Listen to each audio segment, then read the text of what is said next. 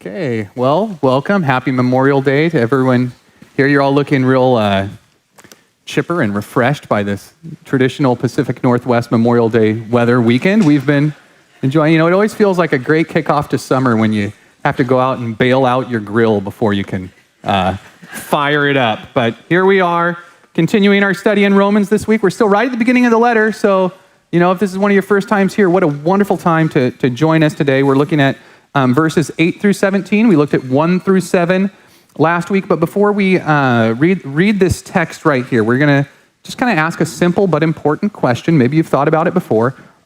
Why did Paul write Romans?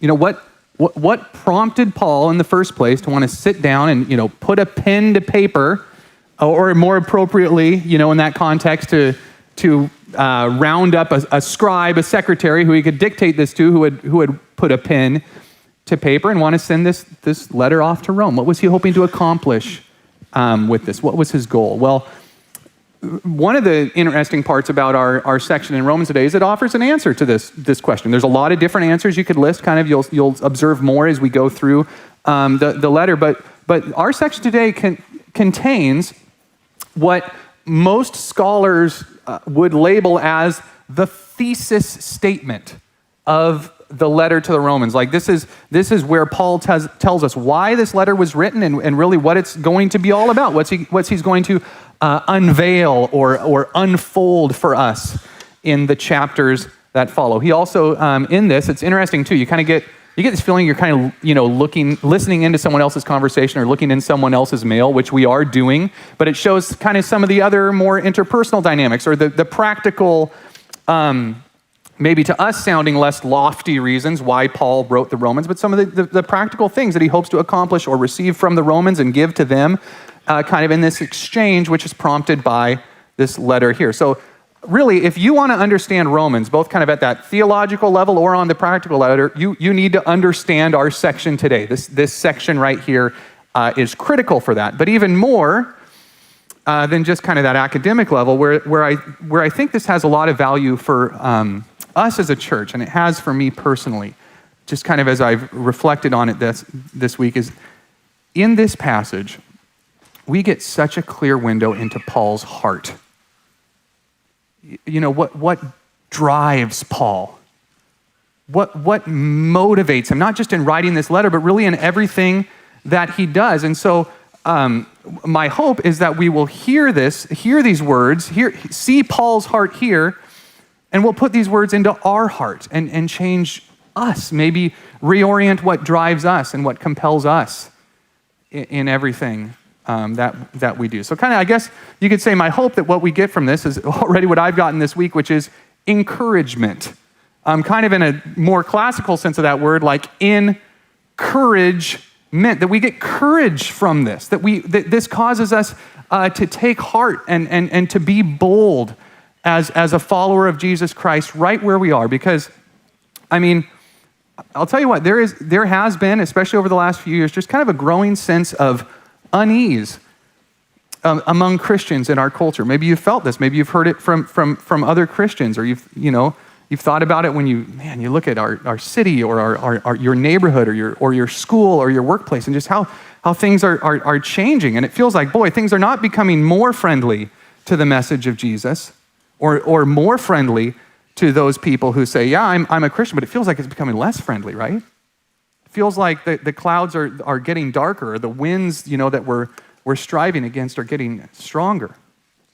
Even outright hostility in some circumstances that I've heard from various people. And it kind of makes you wonder, man, if this is where we're at right now, where are we going to be, in 10 years or 20 years?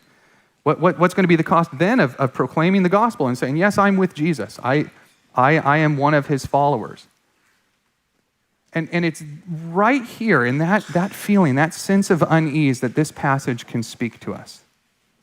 That this is where Paul's words right here in what we see about Paul's heart can really, I think, infuse us with hope, infuse us with comfort and confidence, and really with gospel courage to be bold and faithful like Paul is, cheerful and confident, full of good faith, because like Paul, we have come to see the gospel for what it truly is, the power that it has that it had back then, that it has right now, today.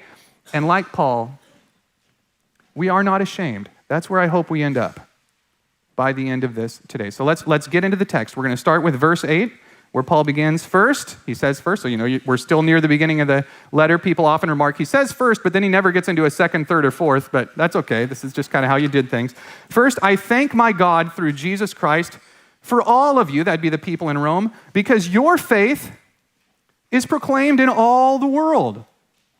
So really, it's kind of a typical start for Paul's letters here. He always begins with a thanksgiving. He already has, stated his name and his credentials, who he's writing to, all that kind of standard stuff that we covered last week, but something we didn't cover last week was where Paul was when he wrote this letter, right? So he's mailing it to Rome, we know that, but where's Paul sending it from? Where's it going to be postmarked? They don't have postmarks, but you know what I'm saying.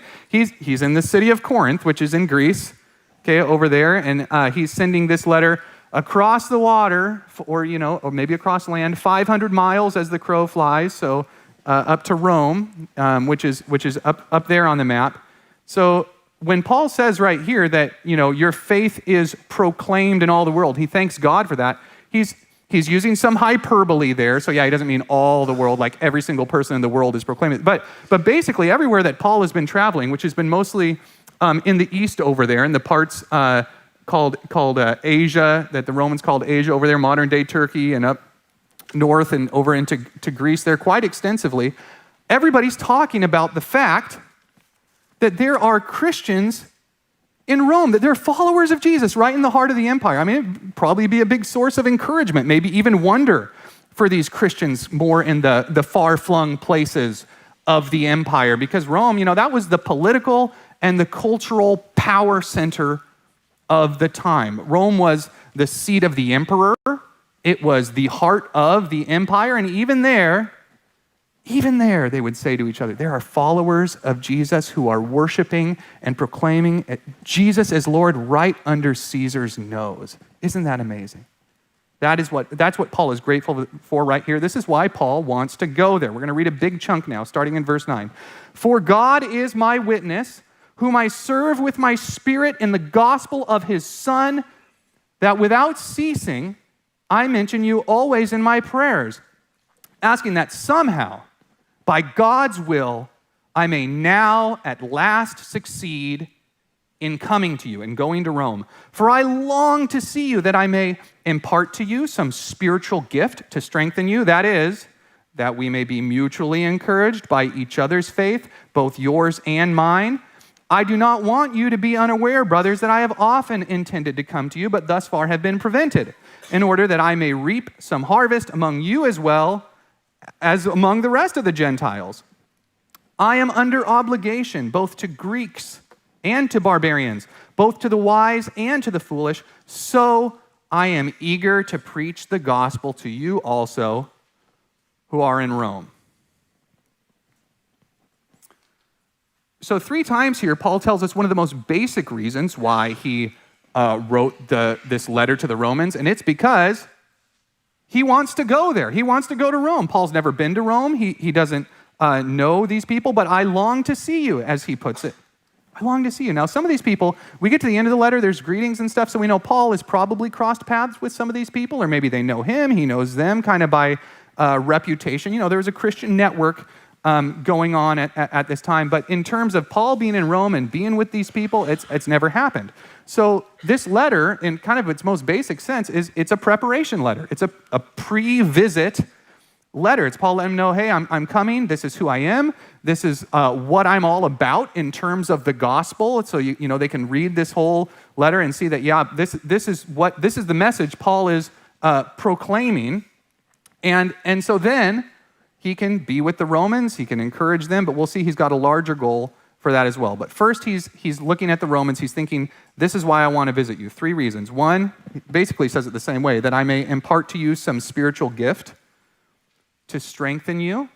2, that I may reap some harvest among you. And 3, to preach the gospel to you also who are in Rome. In essence, those are kind of 3 different ways of Paul saying the same thing, which is he wants to do in Rome what he's already been doing all over so many other parts of the Roman Empire.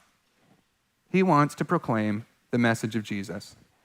He wants to bring even more Romans into the Christian community who are outsiders. That's what he's talking about, reaping a harvest there. That would be, ministering to the non-Christian Romans and bringing them into the fold. He also wants to build up and strengthen the Christians who are already there, that impart some spiritual gift to strengthen you. Now, Paul, it's kind of interesting right here. He's quick to add, there's even a hyphen there. It's kind of interesting grammatically, but he's quick to add right away that, he sees this working both ways, right?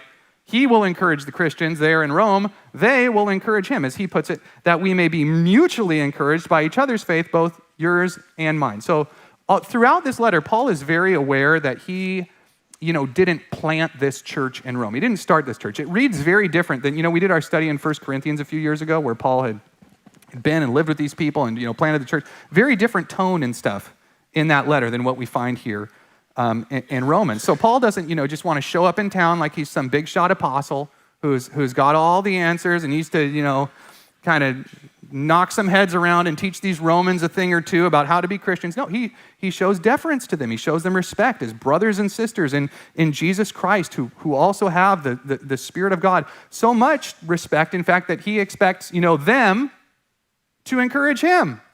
He expects them to help him practically when he gets there.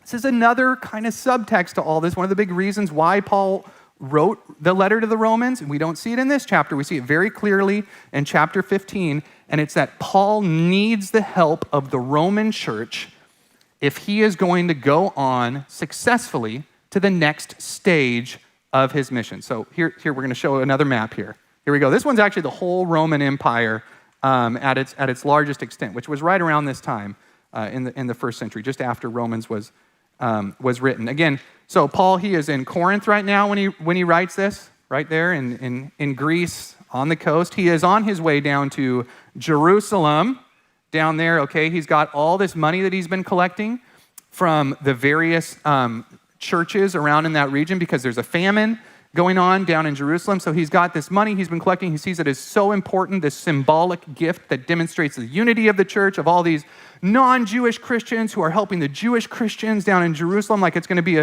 a beautiful thing. And then Paul plans, read in Acts, God has kind of some other plans, but Paul plans then to go up to Rome to see these Christians, and then from there, where Paul really wants to go is Spain. Yes, Spain is Paul's ultimate destination here. And that's again, if you were like writing an essay in a Bible college or something and your professor said, why did Paul write the letter to the Romans? You could just write, because he wants to go to Spain. And that could be one of the answers right here of why he writes this. And again, he doesn't say it explicitly in this section right here. It's kind of hinted at when he talks about the mutual encouragement and this idea of the Romans helping him helping them. But chapter 15, after he presents his view of the gospel and all this beautiful stuff we're going to go through over the next several months, in chapter 15, Paul says it straight up. Romans 15:24, he says, I hope to see you in passing as I go to Spain and to be helped on my journey there by you once I have enjoyed your company for a while. So, Paul, he's not planning to stay in Rome for any length of time. He's planning to be there in passing, he says, and enjoy your company a while. Although I can see some of you tensing up because with house guests, those terms can be very elastic, right? So if anyone's ever writing you a letter like this, make sure you get some clarification. But, Paul, he's not planning to set up shop in Rome and, stay there for several years or anything like that. He's planning to use the city of Rome like a base camp, or kind of a beachhead on his way to his larger mission, to what at the time one other first century writer called the westernmost parts of the world, Spain. This right here is where we see so clearly Paul's heart, and it's beautiful. It's surprising maybe, because he is determined to bring the gospel of Jesus Christ to places and to people where it's never been before.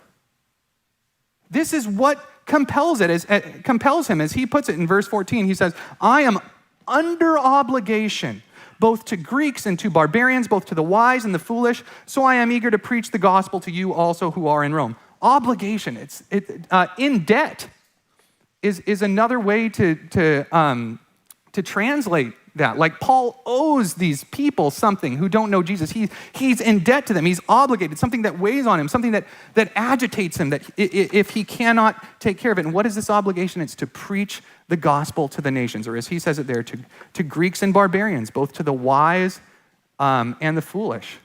Probably not the most flattering sounding categories right there, right? But Paul, he's actually saying something kind of cool with this right here, because at the time, those categories there, Greeks and barbarians, that basically represented the totality of the non-Jewish world in the minds of these readers. Okay, Greeks, that would be people who, were part of what scholars would call Hellenized cultures, or the parts of the Roman Empire where people spoke Greek and kind of thought in Greek ways in terms of Greek philosophy and all that. And then the barbarians in the Greek way of thinking, that would basically be everyone else who didn't speak Greek. Kind of funny, that word barbarian is actually an onomatopoeia. So when they call them barbarians because that to the Greek ear is how those non-Greek languages sounded. Like they're just saying barber, So you can kind of hear how it's like even just a sneering kind of term from these Greeks to the other category of people. Hence how Paul puts it here, again, from the Greek way of thinking, the wise and the foolish, like those who are kind of enlightened and they've got their marble columns and their togas, and then kind of everybody else out there, right? That's the way they saw the world. Now, what's striking here is how Paul he uses these categories right here that these readers would be familiar with and how they saw the world. He uses these categories and he radically subverts them. Because what is Paul saying? What is his relationship to these supposed barbarians? He's indebted to them. He's called to be a servant to them. He's under obligation to these people. Why? To bring them the gospel. And he feels this so strong. His heart for these people is so strong that he's going to go to the ends of the earth to meet them there. Yes, even to Spain. So this is why Paul needs the Romans' help. Like if he's going to get there, he needs a base camp. If he's going to get there, he's going to need financial support. He's going to need practical support. He's going to need maybe even a team of people who are going to go with him and help establish and lead churches. He is going to need the help of this established, growing church in Rome to send him onward. Hence this letter. So, now that we've seen kind of the practical aspect of why Paul wrote Romans, now let's look at his heart, which is what we see in the next two verses. This right here is what drives the Apostle Paul. Verses 16 and 17. For I am not ashamed of the gospel, he writes, for it is the power of God for salvation to everyone who believes, to the Jew first, and also to the Greek.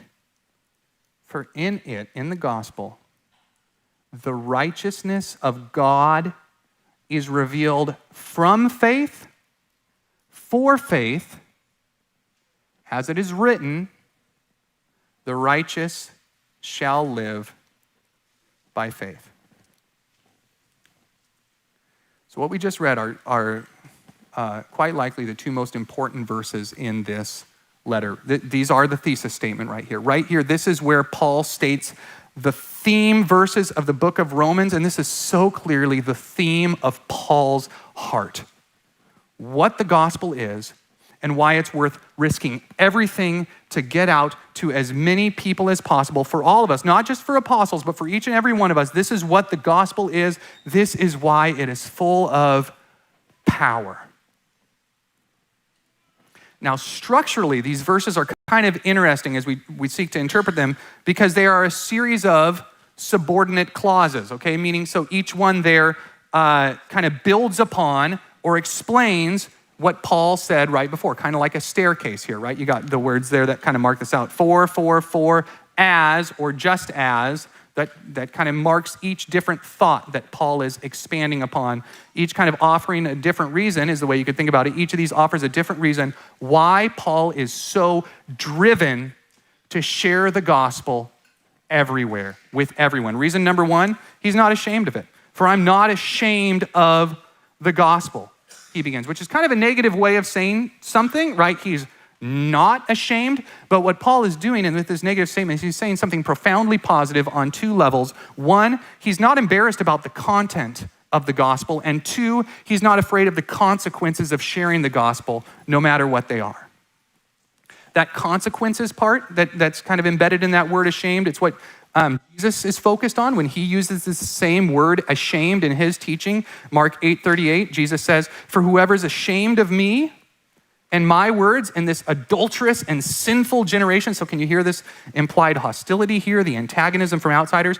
"Of him will the Son of Man also be ashamed when he comes in the glory of his Father with the holy angels." So this is a warning from Jesus, right? And the context of this warning is the fear of suffering. Jesus has just said, if you're gonna follow me, you gotta pick up your cross and come after me. Like there's gonna be suffering for identifying with me. This is the road I'm gonna walk. I'm calling you to walk it too. And fear of personal harm could very well be something that keeps the followers of Jesus from saying, yeah, I'm with him.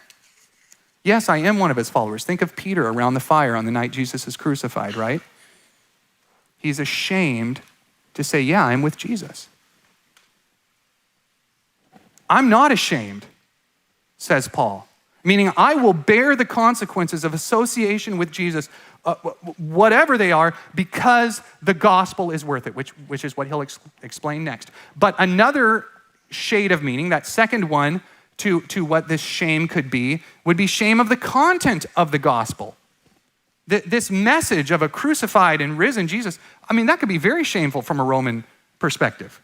Crucifixion was as shameful a death as you could die in the Roman Empire. It was designed to maximize shame, and in this honor-obsessed culture, like there was no worse fate that someone could suffer. And here's Paul going around the world telling these Romans that this no-name carpenter turned teacher who was crucified as a criminal, yeah, he's both Lord and Christ. You need to worship him. You need to follow him. This is the guy who wants to rescue you. That would sound absurd to Roman ears. It would sound absurd to Jewish ears who had their own conception of what the Christ, the Messiah, was supposed to be like. Paul says, this is a stumbling block to the Jews and foolishness to the Greeks, this message that he is proclaiming. But this is not something that Paul is ashamed of. This is a message that Paul believes is glorious. Not something to hide or disguise, but something to shout from the rooftops in Rome or in Spain, Tacoma, wherever he is, right?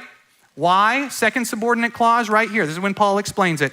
For it is the power of God for salvation to everyone, singular, just this totality of this, who believes, to the Jew first and also to the Greek.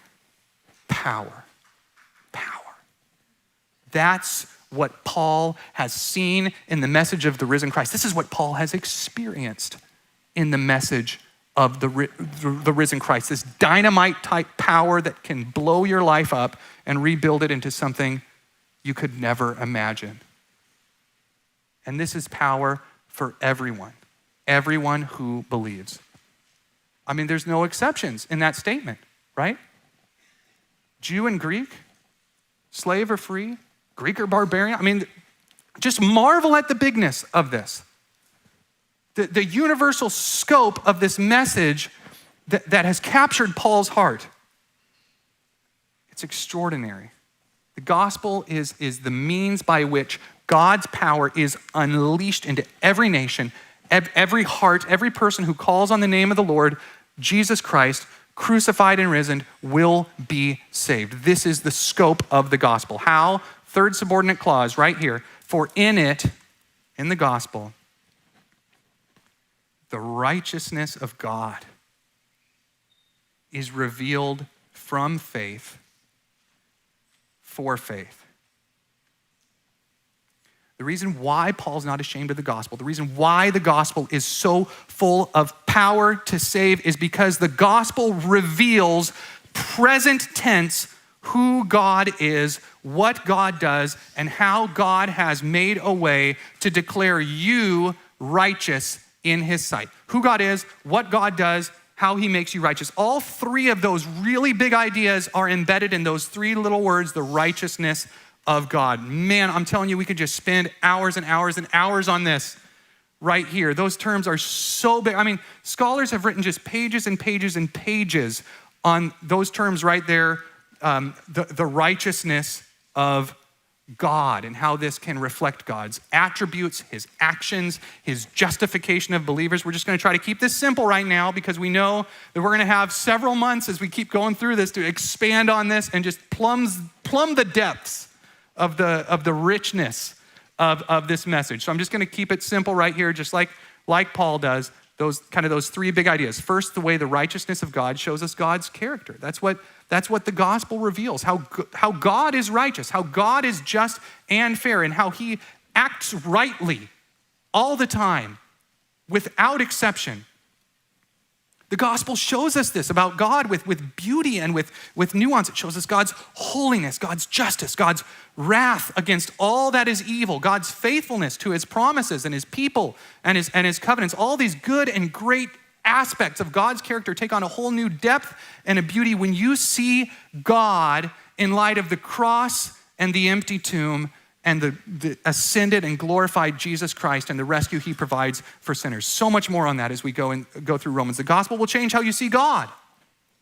But the gospel also reveals to us, this is the second aspect here, God's saving activity. Not just an attribute of God, but God's saving work in action, how God effects salvation for his people. This is often how, like if you're reading through the Old Testament prophets and you come across these words here, the righteousness of God, this is probably how they're going to be using it, how God kind of swoops into the rescue for his people and saves them from evil in power. God has done this through Jesus, is the message Paul is proclaiming. This message of the cross and the empty tomb is the message of how God is rescuing his people and demonstrating his glory in the eyes of the world. Again, that verb right there, revealed. It is revealed. It's in the present tense, as opposed to all these other kind of past tense verbs that we've been encountering in this section. It's being revealed is how you could translate that. There's some color to it, which just highlights kind of the active, ongoing, right now, power of God's salvation that is being unveiled every time the gospel is preached anywhere. Right now as I speak. God's righteousness, God's saving activity is moving forth in the world. Third and most significant aspect of this phrase in the book of Romans is how the righteousness of God is a status that God bestows on you. Yes, you, all who believe. The message of the gospel is how God makes sinners right in his sight. You know, the gospel, it has some bad news. Bruce is going to expand on this in the weeks to come, that yes, we are sinful. We are far worse off than possibly any of us could ever imagine. We are rebellious, we are lost and wretched. We are filled with the poison of sin from our foreheads to our toenails. But in Jesus Christ, the gospel reveals that God has made a way to make sinners righteous, to declare them righteous in his sight. In Jesus Christ, God has made a way to look at us in all of our ugliness, all the awful things we've done, all the ways in which we've been deceived, in which we've hurt other people, all of that. Through the gospel, through Jesus Christ, God has made a way to look at us and say, welcome to my family. My arms to you are open wide. All my wrath has been poured out. There's none left for you now because you are hidden in the blood of Jesus Christ, and I have declared you righteous in my sight, permanently, freely, by grace, through faith. This is the message of the gospel. And we are going to see this declared so beautifully in the book of Romans. The gospel is the gift of God's righteousness by faith. From faith for faith, right?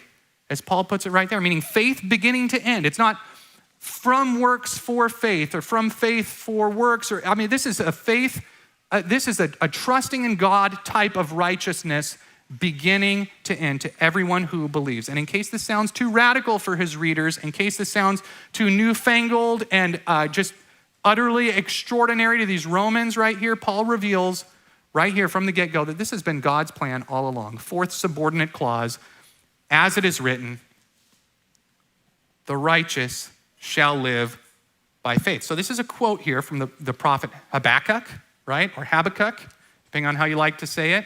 This is in the Old Testament. It's written centuries before Paul ever, picked up his pen or found his scribe, right? But Paul sees him saying the same thing right here. And in fact, we're going to see throughout this letter that this has been the message of the Old Testament all along in Paul's sight. He quotes so extensively from the Hebrew scriptures. It is that the righteous shall live by faith. Or maybe better, this is kind of interesting, depending on how you want to translate it here. It could be that the righteous by faith shall live. Those people who are made righteous by faith shall live. You get what I'm saying there? It could kind of go either way, but you kind of end up at the same point, which is that God is rescuing those people who trust in him. God doesn't rescue people who rescue themselves. God doesn't rescue the people who have made themselves at least a little bit righteous, already. But God graciously and righteously rescues those who come to him in faith with empty hands and broken hearts, because the gospel is the power of God unto salvation for all who believe, without exception. This is what Romans is all about. It's about the righteous God saving sinners. Do we believe this? Do we believe everything that Paul has just said about the gospel right there? And if so, does our view of the glory and the wonder and the scope and the power of the gospel drive us the same way it did the Apostle Paul?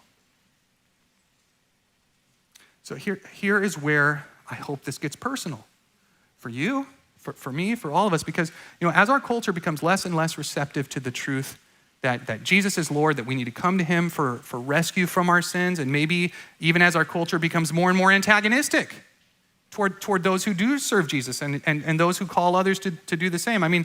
There is going to be an impulse, very understandable impulse, very human impulse from Christians to want to withdraw, to want to retreat. Right? Again, it's very understandable. Like, this is a normal human response to a threat, right? We avoid it. We see danger, we go the other way. And this response, it could be visible on kind of an individual level, where maybe you're talking to one of your neighbors, one of your friends, somebody in your softball league, something like that, and things are kind of turning towards spiritual matters, and this person's not a Christian. That actually they have some very strong views that are probably anti-Christian, and there's kind of an opening for you to potentially share the gospel. Are you going to take it? Or does the thought of that possible antagonism, the shame, the harm you might feel, does that kind of more cause you to retreat or withdraw? Just to kind of stay silent. Do you know what I'm saying? This could happen on a larger level where, some Christians look at their neighborhoods or the way their city is going or whatever, and they just kind of want to withdraw from our culture entirely. They say, we're going to go move to another state or another place where people believe more like we do.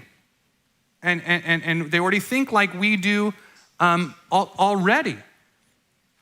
And again, I get that impulse. Like, in some sense, it'd be wonderful to just live in a place where you're just surrounded by other Christians all the time. That's actually a vision of eternity, right?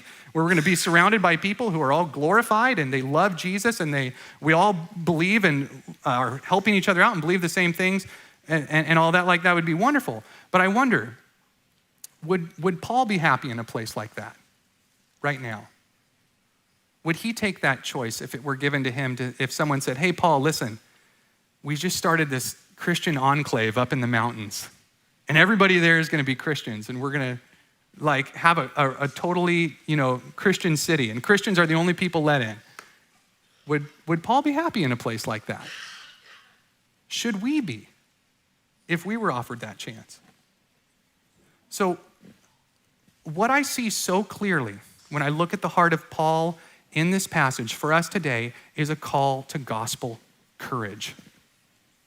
Not retreat, not withdrawal either on an individual level in those small opportunities or on a larger level. But no matter the context, no matter the consequences, a call to courage for all of us, because we have been entrusted with the message of Jesus. We see it for what it is, and we are not ashamed. 4 questions for us to think about here as we do some reflection on this. 4 questions to ask ourselves, I would say, when we're feeling discouraged, when we look at our culture and just think, oh man, there's no hope, or we're feeling afraid, when we know we're going to be hanging out with that friend again who's antagonistic to Christianity, and maybe we can just make an excuse and not hang out with them, or something like that, or when we're just tempted to retreat or withdraw from situations where it feels like there's some hostility toward us, maybe in your workplace or something like that, and we just want to, hide the message of Jesus rather than put it forth in boldness. Here are some questions to ask ourselves. Number 1, is the gospel still God's power? Can the gospel still change lives, any life of anyone? Because again, I think one of the if you take a step back, one of those other beliefs behind kind of that Christian impulse to want to retreat is this feeling like, our neighbors are just too lost. There's not hope for them. They're too entrenched in their false beliefs, the indoctrination of our culture, that enslavement to various sins and passions that are holding them captive, or patterns of addiction, or just plain human pride, that it's like they're too far gone. Have you ever felt that way when you've thought about your neighbors or friends? I mean, I've had those thoughts. And you know what Paul would say to us? I think 3 words. Everyone who believes. Everyone. I mean, there's no one excluded from that category. Jew or Greek, Greek or barbarian, everyone. And just as powerful in that statement right there is the 3rd word, believes. Because again, I could get writing somebody off as too far gone if the message of Jesus Christ required some degree of goodness on our part, right? Or some degree of doing the right things before Jesus is really going to rescue us and clean us up. But guess what? That's not the gospel of Jesus. The gospel of Jesus is the power of God for all who believe. It's from faith for faith. It's the righteousness of God given to guilty sinners who cry out for him, the worst of the worst, the lost of the lost, like Paul was on his way to go round up Christians, as anti-Christians as you can get. The grace of God met Paul right where he was in power. And whether you realize it or not, the grace of God met you right where you were in power. Every person who comes to faith in Jesus Christ is a miracle and a testimony of God's powerful, saving grace. It is by grace through faith. And if that's the case, there is no one who's beyond God's power. No one is so lost that Jesus cannot save them. That should give each of us enormous courage when we have those opportunities to share the gospel. Don't write anybody off. Second question. This one is, again, gets right at our heart, taking a step back. Is the gospel worth my personal suffering? I mean, this again can be, I think, a subtle but a powerful motivation for Christians who want to retreat or withdraw, either when you have that individual opportunity to share the gospel, or kind of in a larger sense and kind of just withdraw from the world as a whole and say, I'm going to go someplace where it's kind of more safe to be a Christian. It's because we're worried about the consequences for ourselves, for our families. This is it's a real thought that I know has crossed my mind at times. And I'm not saying that there's never a time to flee to the hills. Paul, read the book of Acts, like right early on in his ministry, he left a city in a basket because they were going to kill him. But there's also a time when he stayed in his jail after it had been destroyed by an earthquake. And what happened? The jailer and his whole family came to faith in Jesus Christ, the power of the gospel. So there's a time to flee. There's a time to stay in courage. Before we make any sort of choice, we need to ask ourselves, what am I trying to gain, really? What am I trying to avoid, really? And am I making this choice in a confident, faith-filled spirit of gospel courage? I've been rereading John Bunyan's A Pilgrim's Progress lately. And I just had come across this chapter where I didn't remember this from the previous times I had read it, but the main character, Christian, who kind of represents us as disciples of Jesus on our journey through life, he meets another character named Mr. By-Ends, who lives in a town called Fair Speech. And they meet each other, and Christian's like, hey, are you on your pilgrimage as well? And he's like, hey, yeah, I'm a Christian too.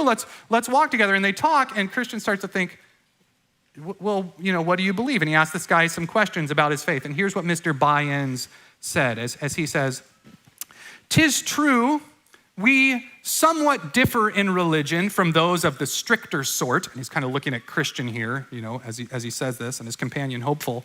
"Yet but in two small points." So these are the way they're different. "First, we never strive against wind and tide in our town.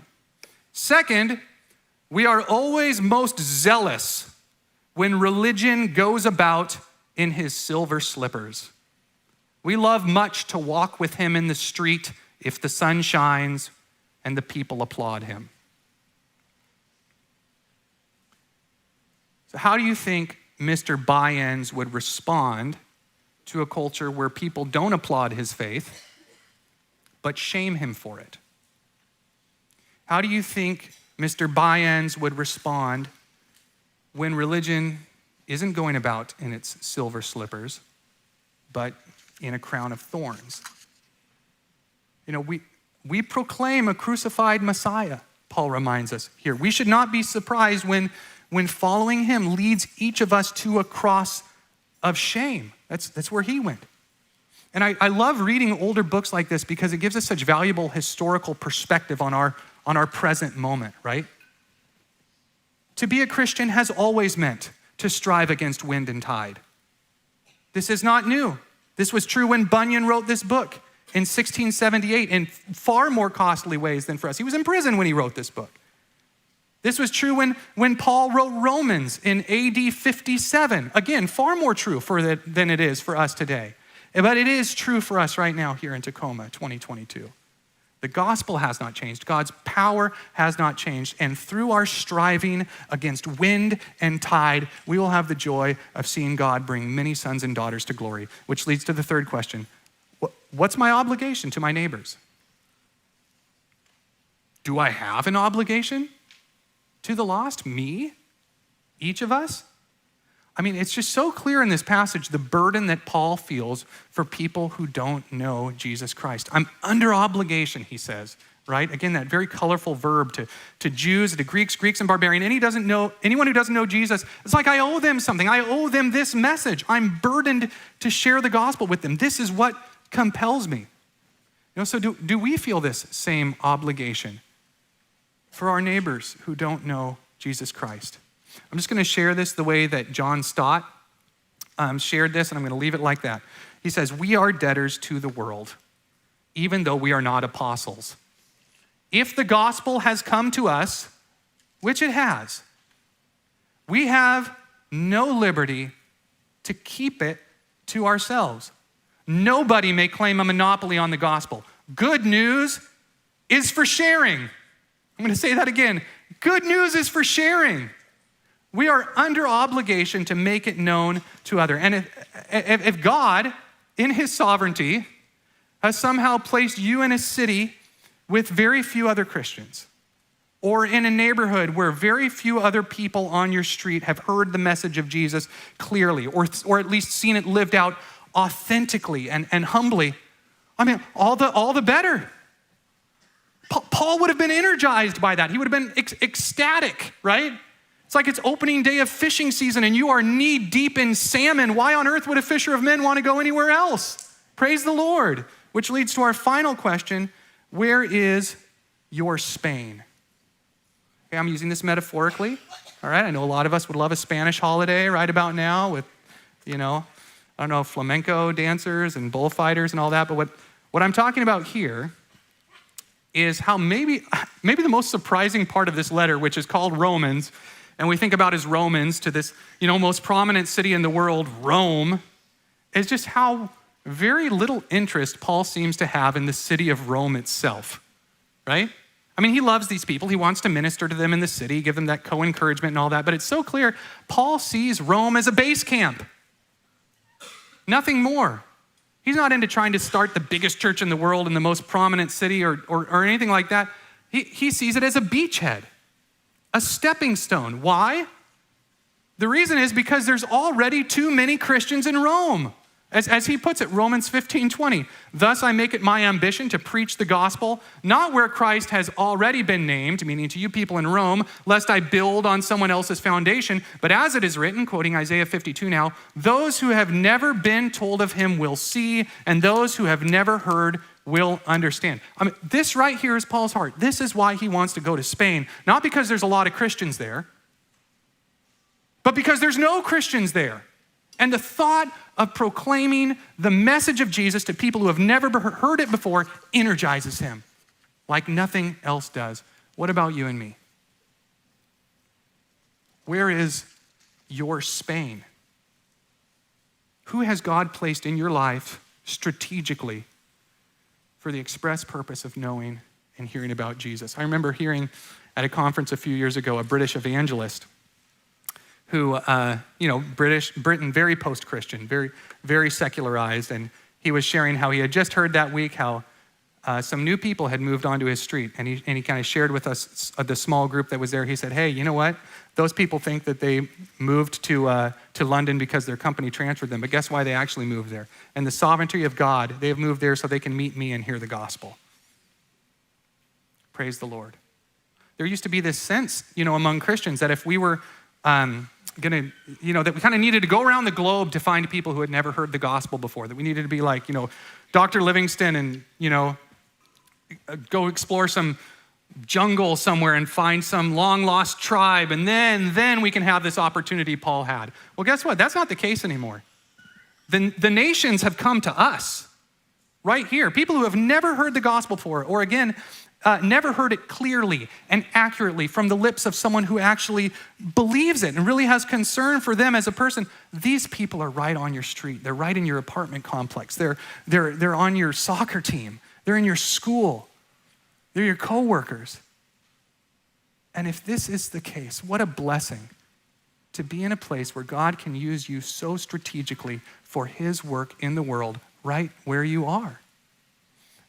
Reagan Brown tells the story of when he was young and he was single and he was kind of trying to figure out where he should live. He was a businessman. He had a great job. He knew, his company would basically send him anywhere that he wanted, and he could do his job from there. So he sought out counsel from an older Christian man who was kind of his pastor and his mentor, spiritual advisor, and asked him where should I live? What should I do? That's a whole future and possibilities in front of me. You know what his mentor's answer was? Find a place where the kingdom is weak and go make it strong. Find a place where the kingdom is weak and go make it strong. Find a place where there are the fewest Christians that you know of and go live there. Could someone please turn off their lightsaber? Hey, thank you. I just saw it go down right there. Yeah, save that for afterwards. I'm going to say that again because I do think that answer is profound and important. He told him to find a place where the kingdom is weak and go make it strong. Find a place where there are the fewest Christians that you know of and go live there. So this guy did. He moved to San Francisco a couple decades ago and helped with a church plant that was just getting up and running there. That's gospel courage. Gospel courage doesn't withdraw from the places where the kingdom is weak. It seeks them out. Gospel courage doesn't withdraw from those people who are the most broken, the most entrenched in sin and deception. It embraces them in the spirit and the message of Jesus Christ. We at Fellowship Bible Church have We've been entrusted with the gospel. It has come to us. We've been entrusted with this message as stewards. And if what Paul says here is true, then the gospel, we shouldn't see it as like some delicate vase that we need to keep kind of guarded and hidden right here so that nothing ever happens to it and it never shatters. No, it's more like we've been entrusted with the hammer of Thor, right? Which is full of power, and it's a thing that's meant to be wielded, not guarded. It is the living power of God given to us that can smash through layers of sin and unbelief and set people free in the finished work of Jesus Christ. This is what we've been given. And yes, the tides may be getting stronger. The winds may be getting stronger. We need to be sober-minded about these things. We need to know the times and be aware of the challenges and the threats that we face. But we must have firmly set in our hearts the truth and the power of the gospel that will not change. No, not ever. So by the grace of God, I guess my prayer for me, my prayer for us as a church where God has placed us strategically is that we may be a people who do not withdraw, who do not retreat, who do not compromise, who do not despair, but keep holding forth the message of Jesus Christ humbly, courageously, faithfully, cheerfully, because like Paul, we see the gospel as the power of God unto salvation. And like Paul, we are not ashamed. Will you pray with me and ask for God's help in this? Father, we are so just in awe of the gospel.